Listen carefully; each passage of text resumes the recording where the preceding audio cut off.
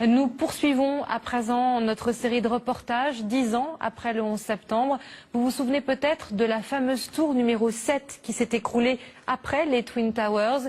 Les familles des victimes se posent encore des questions sur cet effondrement. Nora Boubetra et Laurent Beaufils les ont rencontrés.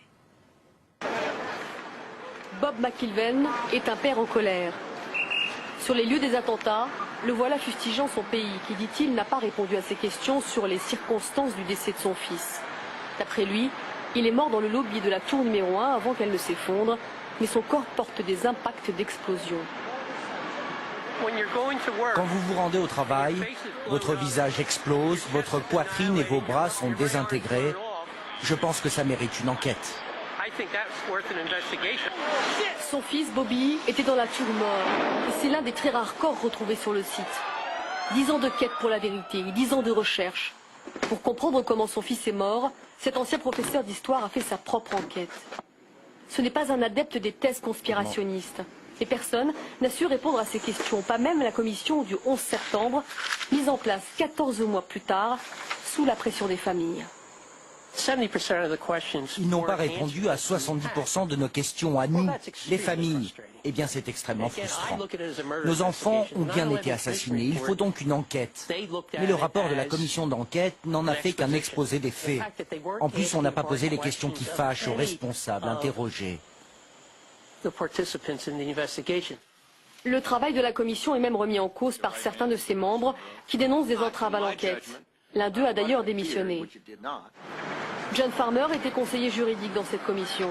Dans son livre, il explique que le gouvernement a caché la vérité. La CIA a détruit des cassettes des interrogatoires des cerveaux du 11 septembre. Des cassettes dont on ne connaissait pas l'existence à l'époque.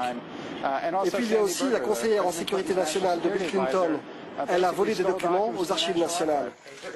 Bob McIlvaine et son ami, l'ingénieur en génie civil, ont des doutes aussi, car la commission n'a pas évoqué l'effondrement de cet immeuble.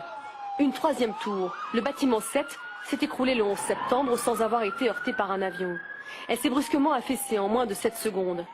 Les deux hommes réfutent la thèse officielle selon laquelle la chute est due à un incendie. C'est impossible à cause des structures en métal qui soutiennent le bâtiment. Avec un incendie, dès qu'un étage s'effondre et qu'il en heurte un autre, sa chute est ralentie par la structure. Il perd en rapidité. Et là, c'est pas le cas. L'immeuble est tombé d'un coup. La seule chose qui puisse éliminer rapidement la structure, c'est l'utilisation d'un engin explosif. Bob McIlvaine n'est pas le seul à remettre en question l'histoire officielle.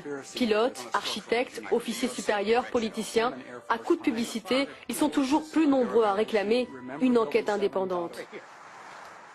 Dans 3 jours auront lieu les cérémonies du 11 septembre. Mais Bob n'ira pas à Ground Zero. Il passera cette journée sur la tombe de son fils, à qui il a promis la vérité. Une enquête indépendante ne risque pas de voir le jour, en tout cas pas sous Barack Obama. Le président américain, qui a accordé une immunité à ses prédécesseurs, veille à sanctionner tout questionnement sur le 11 septembre.